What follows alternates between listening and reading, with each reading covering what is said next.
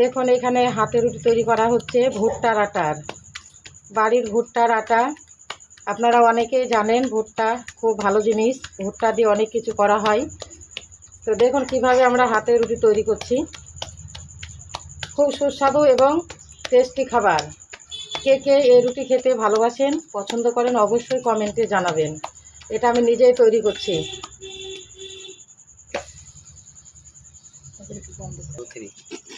এবার দেখুন রুটিটাকে কিভাবে আমরা উল্টিয়ে নিচ্ছি। এইভাবে রুটিটাকে উল্টে নিতে হবে। দেখুন এটা আর একবার অন্য পিঠ ঘুরিয়ে দিচ্ছি রুটিটা ভালো করে সেঁকে নেওয়ার জন্য, যাতে খেতে খুব ভালো লাগে, মচমচে হয় রুটিটা।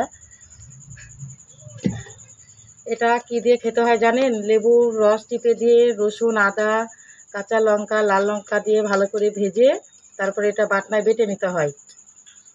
দেখুন রুটিটা কমপ্লিট হয়ে গেছে। এবার রুটিটাকে আমি তুলে নিচ্ছি। ভালোভাবে সেঁকা হয়ে গেছে। এবার এই পাত্রে রেখে দিলাম। দেখুন এখানে আরও আছে দুটো। কারা কারা এই রুটি খেতে পছন্দ করেন কমেন্টে অবশ্যই জানাবেন। আর যদি খাওয়ার ইচ্ছা হয় অবশ্যই আমাকে কমেন্টে বলবেন, প্যাকিং করে পাঠিয়ে দেব। দেখুন রুটিগুলো অনেক সুন্দর হয়েছে।